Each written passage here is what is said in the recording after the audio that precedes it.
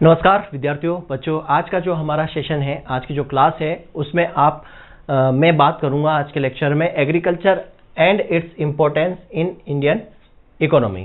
जैसा कि बच्चे मुझे मैसेज करते हैं कि सर आप जो सिलेबस के अकॉर्डिंग पढ़ाओ, सिलेबस के पार्ट छोड़ दिया। जनरल एग्रीकल्चर में आपने कुछ तो भी पढ़ाया, मैंने वही सारी चीज़ पढ़ाई है जो पिछले आरईओ और आरएचओ के पेपर में पूछी गई थी। वो सारे टॉपिक जनरल एग्रीकल्चर के हमने कवर लगभग कर लिए हैं। आज ये टॉपिक मैं इसलिए पढ़ा रहा हूँ क्योंकि कई बच्चे मैसेज कर रहे हैं सर सिलेबस में जनरल एग्रीकल्चर में ये वाला पार्ट लिखा हुआ है, agriculture and its importance in Indian economy. तो क्या लिखा हुआ है? कृषि। और कृषि का महत्व कहाँ पर? भारतीय अर्थव्यवस्था में। ठीक है, जो भारतीय अर्थव्यवस्था है, भारतीय जो इकोनॉमी है, उसमें कृषि का क्या महत्व है, ये जनरल एग्रीकल्चर का पॉइंट वहां पर दिया हुआ है सिलेबस के अंदर। देखो बच्चों, ये वाला जो पॉइंट है ना, ये वाला पॉइंट आपका है करंट अफेयर वाला। ठीक है, इसमें मोस्टली चीजें जो आती है वो है डाटा से रिलेटेड चीजें। कौन सी चीजें आती है इसमें? मोस्टली चीजें आती है डाटा से रिलेटेड। याद रखना, मोस्टली चीजें डाटा से रिलेटेड है। ठीक है, इंडियन इकोनॉमी में क्या इसका है, जैसे कि जीडीपी का कंट्रीब्यूशन कितना है, मतलब टोटल जो अपने इंडिया की जीडीपी है उसमें एग्रीकल्चर का कंट्रीब्यूशन कितना है, लैंड होल्डिंग कितनी है, कितना वर्क फोर्स है, मतलब एग्रीकल्चर में कितने लोग जो है काम कर रहे हैं, लेबर कितने काम कर रहे हैं, जो क्वेश्चन पूछा हुआ था आरएचओ में शायद।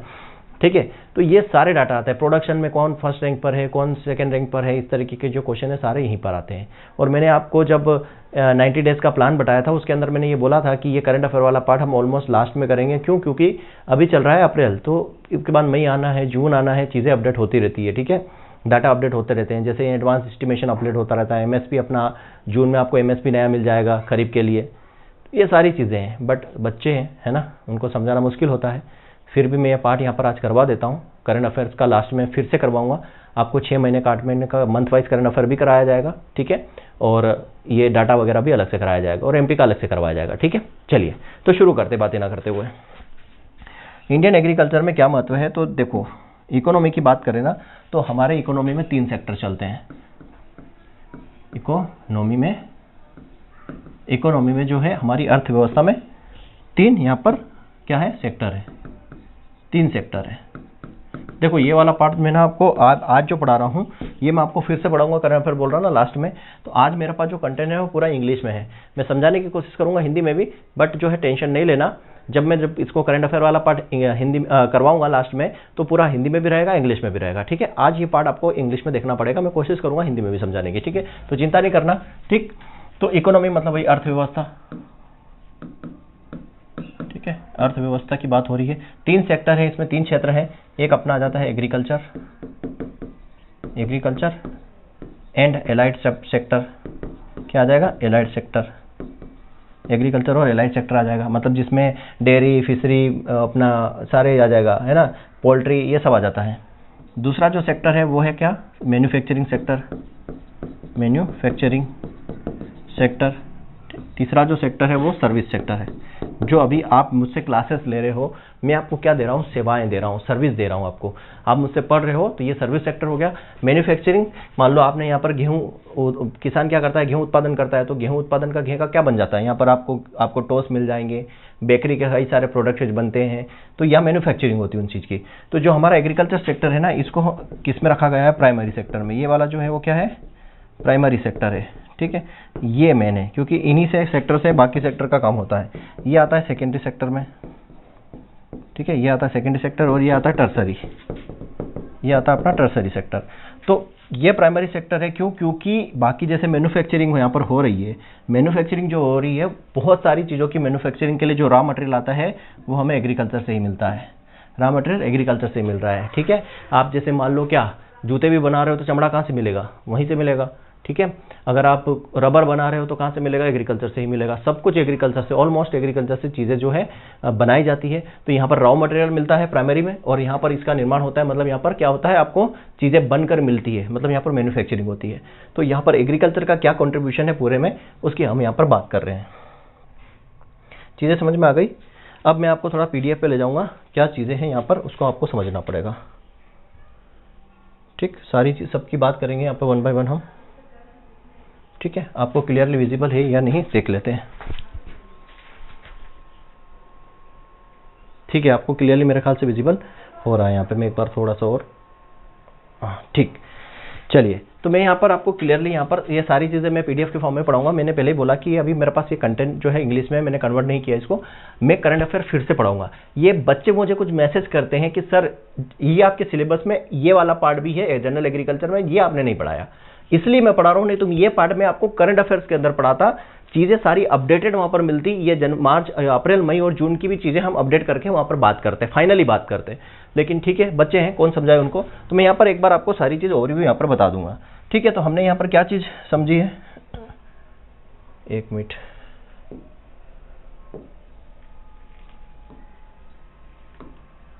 चलिए ठीक है, तो यहाँ पर हम इसकी बात करने वाले हैं।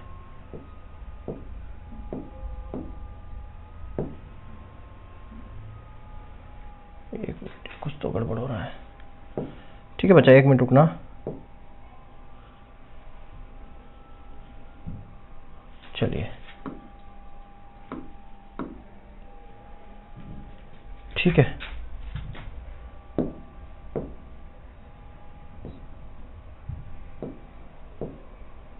ओके चल, अब मैं यहाँ पे कुछ बातें करने वाला हूँ। मैंने क्या बात कही यहाँ पे, हमें देखना है लैंड होल्डिंग।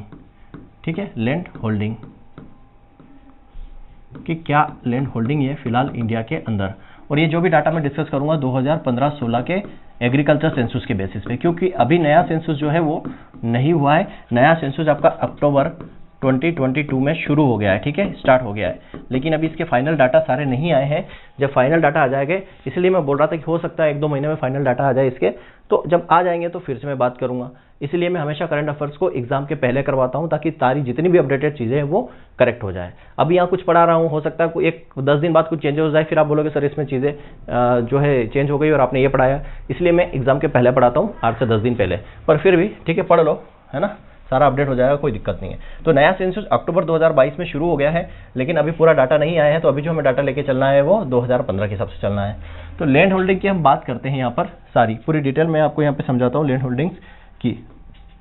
चलिए, तो यहाँ पर हमने पढ़ा है क्लासिफिकेशन साइज ग्रुप का, कि कितना किसका साइज होता है। मार्जिनल में हमको पता है कि लेस देन 1 हेक्टेयर जो साइज होती है, लेस देन 1 हेक्टेयर, ये मार्जिनल की होती है। स्मॉल की 1 से 2 हेक्टेयर आपको स्मॉल की मिलेगी। सेमी मीडियम मतलब 2 से 4 हेक्टेयर, मीडियम वाले की 4 से 10 हेक्टेयर, और लार्ज 10 हेक्टेयर से ज़्यादा। 10 हेक्टेयर से ज़्यादा जिसके पास लैंड है उसको हम लार्जर फार्मर बोलेंगे। मार्जिनल फार्मर जिसमें लेस देन 1 हेक्टेयर जो है उसके पास भूमि है, उसको हम मार्जिनल बोलेंगे। क्वेश्चन यहाँ से कई बार पूछा हुआ है, इसलिए इंपॉर्टेंट पार्ट है, ध्यान रखना। ठीक, अब यहाँ पे ये इंपॉर्टेंट नहीं, उसके बाद इंपॉर्टेंट है क्या, ये वाली चीज़, ठीक, परसेंटेज। अब देखो मार्जिनल फार्मर कितना कवर कर रहा है, 68.45%। 68.45 मतलब लगभग 69% जो है वो मार्जिनल फार्मर है भारत के अंदर। फिर 17.62% कौन से है, स्मॉल फार्मर। अब इन दोनों का प्लस करोगे तो लगभग 86%। 86% मतलब स्मॉल और मार्जिनल फार्मर मिलकर इंडिया के अंदर 86% एरिया जो है इनके पास है। मतलब हम कह सकते हैं कि भारत में ऐसे किसान जिनके पास 2 हेक्टेयर या 2 हेक्टेयर से कम जमीन है, ऐसे 86% किसान हैं। सोचो, 100% में से 86% फार्मर ऐसे हैं जिनके पास 2 हेक्टेयर से कम जमीन है। 2 हेक्टेयर या उससे कम जमीन है, 86%। 86% फार्मर ऐसे जिनके पास 2 हेक्टेयर से कम जमीन है। ठीक, आप सेमी मीडियम पे जाओगे तो 10% आसपास सेमी मीडियम फार्मर है। ठीक, मीडियम फार्मर पे जाओगे तो लगभग 3.8 मतलब 4% के आसपास क्या है, मीडियम फार्मर है। और लार्ज फार्मर का देखो 0.57%। 0.57%, ठीक है, 0.57%। क्लियर है। टोटल ऑपरेटेड एरिया ये नहीं देखना है आपको, एवरेज ऑपरेटेड एरिया ये भी नहीं देखना, हाँ ये देखना है एवरेज ऑपरेटेड एरिया। अब यहाँ पे अगर आपसे पूछा जाए कि भारत की जो है लैंड होल्डिंग कितना है, मतलब पर कैपिटा कितनी लैंड है, मतलब एक व्यक्ति एक फार्मर के पास कितनी लैंड है, तो 1.08 हेक्टेयर जो है एक फार्मर के पास जो है भूमि हिस्से में आई है। ठीक है, कितनी, 1.08 जो है पर कैपिटल जो है लैंड अवेलेबिलिटी है, लैंड होल्डिंग है पर एक फार्मर पर व्यक्ति के हिस्से में कितनी, 1.08 हेक्टेयर है। ठीक, अगर आपसे एमपी की पूछ लिया जाए कि एमपी की लैंड होल्डिंग कितनी है, मैं एमपी का भी जहाँ जरूरत होगी बता दूंगा, हालांकि अलग से बताऊंगा, पर एमपी की जो है पर कैपिटा लैंड होल्डिंग कितनी है, पर कैपिटा लैंड होल्डिंग या पर हेक्टेयर लैंड अवेलेबिलिटी कितनी है, तो 1.57% हेक्टेयर। ठीक है, 1.57 पर हेक्टेयर। हाईएस्ट किसकी है, हाईएस्ट सबसे ज्यादा किसकी है, हाईएस्ट भी लिख लो, हाईएस्ट है पंजाब की। पंजाब की कितनी है, तो 3.62 हेक्टेयर, लगभग 3.62 मतलब लगभग 4 हेक्टेयर के आसपास जो है पंजाब में हाईएस्ट है। उसके बाद अरुणाचल प्रदेश में 3.35 हेक्टेयर, एमपी की कितनी है 1.57, 1.60, या 1.6 आप कर सकते हो। इंडिया की ओवरऑल जो लैंड होल्डिंग है पर कैपिटा वो 1.08 हेक्टेयर है। क्लियर है, यहाँ से क्वेश्चन पूछा हुआ है, ठीक है, इस वाले पार्ट से ये याद रखना। आपसे ये वाला पार्ट अगर पूछा जाए और एमपी से पूछ लिया जाए तो इतना है, हाईएस्ट कितना है, इतना है, ये चीज़ें आपको याद रखनी है। अगर नया सेंसस का डाटा आ जाता है, 2022 सेंसस का डाटा आ जाता है, तो ये चीज़ें बदल जाएगी। मैं अभी से बता रहा हूँ, ये चीज़ें बदल जाएगी। तो मैं करंट अफेयर्स फिर से करवाऊंगा, कब, जुलाई के महीने में, फर्स्ट वीक में हम करंट अफेयर को करेंगे, हमारा कोर्स कंप्लीट होने के बाद, ठीक है, उसको करेंगे। अब यहाँ पे कुछ की पॉइंट है, जनरली बच्चों को ये चीज़ें बहुत चाहिए रहती है। जियोग्राफिकल एरिया कितना इंडिया का हमारा, हमको पता है 229 मिलियन हेक्टेयर हम बोलते हैं जनरली। रिपोर्टेड एरिया का कहाँ है, ठीक है, 307.8 मिलियन हेक्टेयर। रिपोर्टेड एरिया का मतलब होता है जिसकी हमारे पास क्या है, इमेजेस है या रिपोर्टिंग हमने, या जो हमारे क्या है रिपोर्ट्स के अंदर है अवेलेबल, इतनी अवेलेबिलिटी हमें दिखती है वहाँ पर जियोग्राफिकल एरिया के अंदर, ठीक है। एरिया अंडर फॉरेस्ट, अब देखो फॉरेस्ट 2021 फॉरेस्ट रिपोर्ट के अकॉर्डिंग बता रहा हूँ, लेटेस्ट वाला, ठीक है, ये 2021 जो फॉरेस्ट रिपोर्ट आई थी हमारी, उसके अकॉर्डिंग जो है टोटल जो है कितना 24.64% है। और अगर मिलियन हेक्टेयर में देखोगे तो 80.9 मिलियन हेक्टेयर जो है फॉरेस्ट एरिया यहाँ पर है। ग्रॉस कॉप्ड एरिया जो है लगभग 197.32% है। ये भी चेंज हो सकता है, मैं बता दूं आपको, क्योंकि नया डाटा जो आएगा उसके हिसाब से, ठीक। ग्रॉस क्रॉप्ड एरिया रिपोर्टेड कितना है 64%। नेट शोन एरिया कितना है, लगभग 140 मिलियन हेक्टेयर है। Net shown area reported area का नेट शोन एरिया कितना है 45% के आसपास। ऐसा एरिया जो शोन मोर देन वंस, जैसे मान लो आपके पास 10 हेक्टेयर लैंड है, ठीक है। अब 10 हेक्टेयर लैंड में आप रबी में भी उगाते हो, खरीफ में भी उगाते हो, मतलब खरीफ में भी लेते हो फसल, रबी में भी लेते हो, जायद में भी लेते हो। मान लो खरीफ में आपने पूरा 10 में से 10 ले लिया, रबी में आपके पास पानी कम है 6 में ले लिया, जायद में आपने 2 ले लिया, तो आपके पास एक्चुअल एरिया तो 10 है, लेकिन ऐसा एरिया जिसमें आप मोर देन वन से एक से ज़्यादा बार खेती करते हैं, तो आपके पास ऐसा एरिया 10 हेक्टेयर है, उसमें आपने 6 यहाँ की 2 यहाँ की, टोटल आपके पास 18 हो गया। तो area sown more than one 57.97 million hectare ऐसा एरिया है जहाँ पर हम दोबारा से खेती करते हैं। जैसे मान लो 10 था तो 6 हेक्टेयर में हमने दोबारा की, 2 हेक्टेयर में हमने दोबारा की, तो ये 2 हेक्टेयर ऐसा एरिया है जहाँ पर हम दोबारा से जो है फार्मिंग करते हैं उस एरिया पर। Cropping intensity 141.62%। देखो ये डाटा भी कई जगह अलग अलग मिलता है, ठीक है। 143 भी आपको मिलेगा, 147 भी मिलेगा, 152 भी मिलेगा, ठीक। ये मैं आपको बता दूं, ये और 141, ठीक, 141। तो ये 141 जो है ये अलग अलग रिपोर्ट्स में अलग अलग मिलता है। 143 भी मिलेगा, 147 भी मिलेगा, 1 देखो ये 121 और 21 की जो हमारा जो हैंडबुक ऑफ एग्रीकल्चर या बोल सकते हैं एग्रीकल्चर स्टैटिस्टिक्स की जो बुक आती है ना, डाटा बुक आती है, उसके अंदर सभी राज्यों की जो है क्रॉपिंग इंटेंसिटी हमें देखने को मिलती है, सभी राज्यों की क्रॉपिंग इंटेंसिटी देखने को मिलती है। तो मैं आपके सामने एक रिपोर्ट जब शेयर करूंगा, जब करंट अफेयर पढ़ाऊंगा तब, क्योंकि उस समय हो सकता है कि सभी स्टेट के क्रॉपिंग इंटेंसिटी के डाटा आ जाए। 2020-21 में सभी स्टेट के क्रॉपिंग इंटेंसिटी के डाटा नहीं आए हैं, सभी के आते हैं और उन सबका एवरेज बनता है तो इंडिया का निकलता है, ठीक है। अभी ये जो 152 है ना, ये वाला डाटा है, लेकिन यहाँ पर सारे राज्य नहीं है, सारे राज्य के डाटा नहीं आए हैं। जब सारे राज्य के डाटा आ जाएंगे ना तो इसका एवरेज हो सकता है कम हो जाए। यहाँ पर भी सारे राज्य के डाटा नहीं मिले हमें। हाँ, ये है 143 और 142, ये आपको ऑप्शन में देखना पड़ेगा। अगर 143 है तो 143 पे जाइए, 142 है, 141 है तो 142 भी लिख सकते हो, 141.60 तो 142 पे भी आप जा सकते हो। मैं इसलिए बोल रहा हूँ कि जब भी आपको मैं करंट अफेयर जुलाई के फर्स्ट वीक में पढ़ाऊंगा, ये सारे जो कंफ्यूजन वाले चीज़ें हैं ये सब हम क्लियर करते हुए चलेंगे, ठीक है। ये सारे कंफ्यूजिंग पॉइंट है, तो इस वाले पॉइंट को आप अभी ना भी पढ़ेंगे तो भी चलेगा, पर हाँ, पर आप याद रख सकते हो 142 भी होगा तो और 143 होगा। अगर 143 ऑप्शन में है तो उसको लगाइए, 142 है तो उसको लगाइए। ये डाटा अभी पूरे राज्य के आए नहीं है, इसलिए हम इस पे अभी बात नहीं करेंगे। क्लियर है? कुछ लोग 137 भी बताते हैं, कुछ 136 भी बताते हैं, लेकिन इतना कम नहीं है। 141.60 तो आपको मान के चलना है, ठीक। नेट सोन एरिया आप देख लो कितना है यहाँ पर, फिर ट्यूबवेल से कितना हम कर रहे हैं, ग्रॉस इरिगेटेड कितना है मिलियन हेक्टेयर में ये एरिया, ठीक। हालांकि इन चीज़ों से भी क्वेश्चन नहीं आया, क्वेश्चन आता है आपका यहाँ से, ठीक है, क्वेश्चन आता है यहाँ पर। ये जो पार्ट आपको दिया है ना, ये जो है आपका जीडीपी वाला, जीडीपी, ठीक है, जीडीपी। तो जीडीपी आपकी कितनी है, ग्रोथ रेट कितनी हुई है 2011-12, मतलब बेस प्राइस से, जो बेस प्राइस होता है, बेस प्राइस से अभी 2022-23 में या 21-22 में, ठीक है, या 22-23 भी लिख लो, कोई दिक्कत नहीं। 22-23 में ग्रोथ रेट कितनी हुई? 3.3%, ठीक है, 3.3% जो है ग्रोथ रेट थी। अब यहाँ पे आप जीडीपी देखोगे, ये 21-22 का डाटा है, 20-21-22 का डाटा है 3.3, ठीक। फिर अगर आप यहाँ पर देखोगे जीडीपी करंट प्राइस का पूछते हैं, हमेशा करंट प्राइस का पूछते हैं। 2020-21 में कितना था? 20.2%, कई जगह 20 भी लिखा हुआ मिलता है। 20-21-22 में कितना था? 18.8%, और 22-23 में कितना हो गया? 18.3% जीडीपी अभी वर्तमान। ये तीनों आपको याद रखना है, क्योंकि आपको पता है अभी आपने एग्जाम भी दी होगी पटवारी की, तो कई जो है 2020 के भी डाटा पूछ रहे हैं, 2015 के भी डाटा पूछे हैं, तो एटलीस्ट कम से कम लास्ट 3 ईयर का तो हमें याद रखना है जीडीपी वाला, और पूछा भी गया है। एक्सपोर्ट में कितना है? 20-21 का डाटा है 14.3%, और इंपोर्ट की बात करो तो 5.30%। मतलब जो हमारा एग्रीकल्चर है, एग्रीकल्चर से कितना इंपोर्ट एक्सपोर्ट हम करते हैं भारत से, तो जो एग्रीकल्चर का कंट्रीब्यूशन है एक्सपोर्ट के अंदर, है ना, बाकी सारी चीज़ों में तो एक्सपोर्ट होता ही है, लेकिन एग्रीकल्चर का कंट्रीब्यूशन एक्सपोर्ट में कितना है? तो लगभग 14.3% है, और 5.30% जो है हम इंपोर्ट करते हैं एग्रीकल्चर प्रोडक्ट को, ठीक है। तो ये भी डाटा 2022-23 का हमें अपडेट हो जाएगा तो मैं आपको वो पढ़ाऊंगा, अदरवाइज ये वाला डाटा तो है ही सही। क्लियर है? चलिए आगे बढ़ते हैं। अब यहाँ पे स्टेट वाइड कुछ जाता है 20-21 का, 21-22 का, ठीक है, 21-22 का डाटा है। अगर 22-23 का अवेलेबल हो जाएगा तो 22-23 का आपको पढ़ाया जाएगा जुलाई के मंथ में। ये सारा है। पेडी में देखो, एरिया में कौन है? उत्तर प्रदेश, प्रोडक्शन में कौन है? वेस्ट बंगाल, ठीक। ये सारा डाटा है एरिया प्रोडक्शन का, ये आप देख लेना। वीट की बात मैं करूँ तो वीट में आप देखो एरिया प्रोडक्शन, यहाँ कुछ थोड़ी सी दिक्कत आ रही है बच्चा, ठीक है। एरिया प्रोडक्शन हमें देखना है कौन सा किसका है।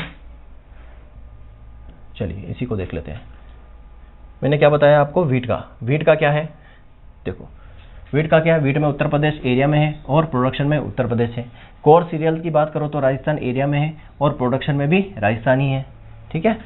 पल्सेस की बात करो तो पल्सेस में एरिया में राजस्थान है, प्रोडक्शन में मध्य प्रदेश है, ठीक है। फूड ग्रेन प्रोडक्शन की बात करो, टोटल खाद्यान्न उत्पादन में उत्तर प्रदेश है और प्रोडक्शन में भी उत्तर प्रदेश है, ठीक। इसका जब मैं जुलाई में पढ़ाऊंगा ना बच्चा, अभी टेंशन मत लेना, जब इसको मैं जुलाई में पूरा करंट अफेयर्स आपको अपडेटेड पढ़ाऊंगा, ये भी अपडेटेड ही है लेकिन अभी तक का है ये, ठीक है। इसमें कुछ डाटा हमें, जैसे मान लो 20-21-22 के हैं, 22-23 के अवेलेबल हो जाएंगे, क्योंकि हो सकता है अभी जून, क्योंकि अब जब नया सेशन हमारा एग्रीकल्चर का नया ईयर शुरू होता है 1 जुलाई से, तो जून तक में हमें हो सकता है और नए डाटा हमें मिल जाए और सारी रिपोर्ट्स मिल जाए, हो सकता है नया सेंसस आ जाए। अगर 2022 का सेंसस का डाटा आ गया तो ये सारी चीज़ें बदल जाएंगी, ठीक है, सारी चीज़ें लगभग बदल जानी है, तो चिंता नहीं करना, वो भी सारा हम पढ़ाएंगे। बट बच्चे बोलते हैं ना सर इंडियन इकोनॉमी का जो पार्ट है आपने वो पढ़ाया नहीं, तो वो वाला पार्ट भी हम पढ़ाएंगे, ठीक है, वो वाला पार्ट भी हम कवर करवाएंगे। चलिए क्या है, ऑयल सीड की बात करें, ऑयल सीड में क्या है? ऑयल सीड में आप देखोगे ऑयल सीड में भी राजस्थान है, प्रोडक्शन में भी राजस्थान है। कॉटन की बात करोगे महाराष्ट्र और प्रोडक्शन में भी महाराष्ट्र है, ठीक है। आप बुक में पढ़ते हो तो आपको गुजरात मिलता है, लेकिन हर साल चीज़ें चेंज होती है ना। बुक में तो वही है, जो आपने बुक परचेज कर ली तो आप 2 साल तक यूज़ कर रहे हो तो चीज़ें वहाँ पर अपडेट नहीं मिलती। शुगर केन में उत्तर प्रदेश है, प्रोडक्शन में महाराष्ट्र है, ये चेंज हो गया है, ठीक है। ये 2022 का चेंज डाटा है, 2022 को हमें जो मिल गया था हमने अपडेट कर दिया। राज जूट और मेस्टा की बात करो तो वेस्ट बंगाल एरिया प्रोडक्शन दोनों में जो है वेस्ट बंगाल आगे है, ठीक है। हॉर्टिकल्चर डाटा आप देख सकते हो, हॉर्टिकल्चर डाटा का जो क्या स्टेटस है यहाँ पर, ये कहाँ गड़बड़ हो रही है यार, अच्छा ये बार बार देखना पड़ रहा है। चलिए यहाँ रख लेते इसको। तो यहाँ पर देखो टोटल फ्रूट प्रोडक्शन की बात करें तो महाराष्ट्र एरिया में महाराष्ट्र है, और ये आंध्र प्रदेश हो गया है फ्रूट में, ठीक है। आंध्र प्रदेश जो है फर्स्ट नंबर पे है फ्रूट प्रोडक्शन में। ये क्वेश्चन पूछा भी हुआ है, या तो RAEO में या RHEO में ये क्वेश्चन पूछा हुआ है, ठीक है। तो यहाँ से भी क्वेश्चन आता है। टोटल वेजिटेबल में उत्तर प्रदेश, और देखो यहाँ पे अपन हम क्या पढ़ते हैं, हम वेस्ट बंगाल पढ़ते हैं। क्या पढ़ते हैं? वेस्ट बंगाल हम पढ़ते हैं, और बुक में भी आपने यही पढ़ा होगा। लेकिन 2022 का जो डाटा है, 2022 में यूपी ने इसको पछाड़ दिया है, यूपी पहले नंबर पे पहुंच गया है और वेस्ट बंगाल सेकंड नंबर पे पहुंच गया। अभी बता दूं आपको, तो ये अपडेटेड डाटा है, घबराना नहीं। उत्तर प्रदेश पहले नंबर पे नहीं, तो आप बोलोगे सर वेजिटेबल में तो जो है वेस्ट बंगाल आगे, नहीं भाई था। 2022 का जो डाटा आया है मैंने करंट अफेयर में पढ़ाया भी है, आप चाहो तो कोई जनवरी से लेकर दिसंबर तक का करंट अफेयर मैंने यूपी जो है यूट्यूब पे पढ़ाया हुआ है। उसमें मैंने बताया भी है कि यूपी जो है वेस्ट बंगाल को पछाड़कर यूपी आगे निकल गया है वेजिटेबल के टोटल प्रोडक्शन में, ठीक है। तो ये सारी अपडेटेड चीज़ें हैं, ठीक। फ्लावर की बात करो, देखो फ्लावर, लूज फ्लावर की बात करोगे तो यहाँ पर आपको लूज फ्लावर की अगर हम बात करेंगे तो लूज फ्लावर में आपको क्या मिलेगा? लूज फ्लावर की अगर आप बात करोगे तो लूज फ्लावर में आपको तमिलनाडु पहले है, स्पाइसेस में मध्य प्रदेश में प्रोडक्शन सबसे ज़्यादा अभी हम देखने को मिल रहा है, ठीक है, प्रोडक्शन मध्य प्रदेश में ज़्यादा मिल रहा है, ठीक।